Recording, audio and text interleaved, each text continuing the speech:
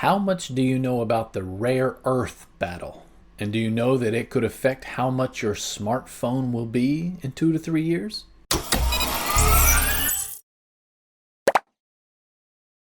Hello and welcome to another KuLAB. My name is Ku. This is our laboratory for learning.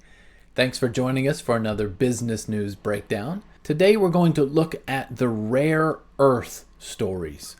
This battle between the United States, Canada, and China, and other countries around the world as we talk about rare earth materials and what that might mean for all the electronics that are produced in the next 2 to 10 years. And hopefully you'll learn a little bit and enjoy this business news breakdown. Let's go ahead and jump in to our next KuLAB.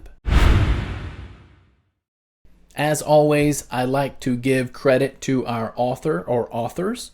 So today we're going to be taking a look at an article from Jamie Smith in New York and Camilla Hodgson in London. Okay, let's take a look at that headline. Rare earths shares soar as US and China battle over export controls.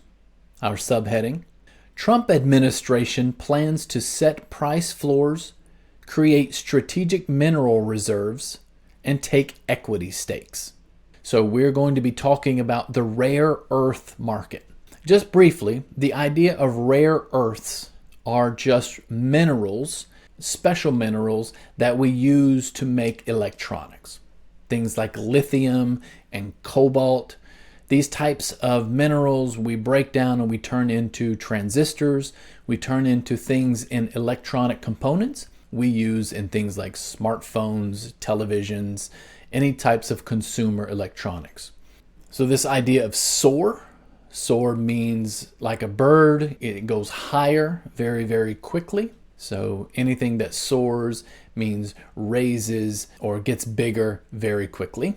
Trump administration plans to set price floors. So a price floor, when we talk about this in markets, means the minimum price. They want to set floors where this will be the lowest price you will pay for a certain mineral.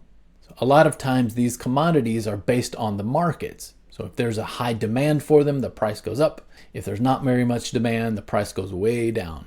But if you set a price floor on something, it means it can never be sold for less than that amount of money. Take equity stakes. So equity means you own a part of it.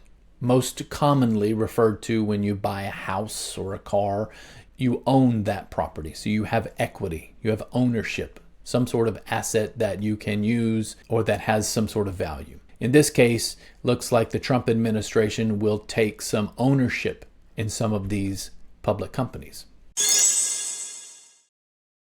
Investors are racing to back rare earth companies, sending their shares to record highs as Donald Trump's attempt to break China's stranglehold on the supply of critical minerals electrifies the once sleepy sector. The White House is pursuing increasingly radical steps to kickstart the production of rare earths outside China, which has long dominated the supply of minerals used in smartphones, electric vehicles, and fighter jets. Okay, let's take a look at those paragraphs. So in this case, it looks like because the Trump administration is starting to buy equity, ownership in some of these companies, that other investors are racing to those companies. They see something like, okay, these companies are safe. If the United States is going to own part of them, the United States won't let these companies fail, so they're safe. Also, many other people, they think that these companies will start making a lot of money, especially if the United States and other countries start buying minerals from them as opposed to China. These companies have seen their stock prices soar, sending their shares to record highs. Attempts to break China's stranglehold. So stranglehold in economics means you own or you dominate the market. You have a high, significant percentage of the market, so much so that it is difficult for other countries or other companies to get larger, get bigger, because you own most of the resources. Electrifies the once sleepy sector. So to electrify something means to give it a lot of energy, to make it exciting again. And a once sleepy sector. Sleepy means, in this case, not a lot of business was happening. It wasn't very active or very volatile. And a sector is just a group of businesses. So the technology sector is all about technology companies. White House pursuing increasingly radical steps to kickstart the production of rare earths. Radical in this sentence means something that isn't usual, out of the ordinary. Something is radical, it's something you haven't seen very much before. In this case, they're taking some odd steps. Those steps being the United States is actually buying equity in these companies. Usually, a country like this might buy the products for the company, but not actually part of the company. The buying of equity is very significant here. The rally in stock prices has extended to producers of critical minerals and other metals, including lithium, cobalt, and germanium. In the past month alone, the U.S. has taken stakes in Lithium Americas and Trilogy Metals, two Canadian miners, in an attempt to bolster their financial firepower. Their shares have since doubled and tripled respectively in value. Okay, so they have taken stakes. So stakes again is equity. So they've taken ownership in some of these companies in an attempt to bolster their financial firepower. Bolster means to support it, to make it bigger, to make it get bigger. When you bolster something, you give it significant support so that it can grow. So in this case, the United States is taking equity stake, becoming, part owner, so that these companies can grow very big in a very safe environment. The U.S. administration is planning to build a strategic mineral reserve and set a price floor for rare earths, which would insulate them from the wild price swings that can occur in a relatively small market that is heavily influenced by Chinese state-owned producers. It is fast-tracking permitting processes and slashing environmental rules to accelerate construction of mines and processing plants as part of its mine, baby, mine policy. Okay, what this is saying is that similar to oil or similar to any other product, there's going to be strategic mineral reserve. So certain countries, they keep lots of products back just in case something happens on the global market. For instance, in Japan, they have rice reserves. So if something happens and they have a bad harvest or something happens to rice, the government has rice reserves that they can release because it's such a valuable product. Many countries have oil or petroleum reserves in case the price of oil fluctuates too much. So they will have a reserve there, which would insulate them from wild price swings. So insulate means to protect from. When you put insulation in your house, you are protected from the cold outside, the wind. It keeps your house at a nice temperature in both summer and winter. So to insulate means to protect from, some bad thing happening outside. In this case, from wild price swings that can occur in the small markets. So because China has such a stranglehold, they can cut prices, make them very low, which would swing the market dramatically.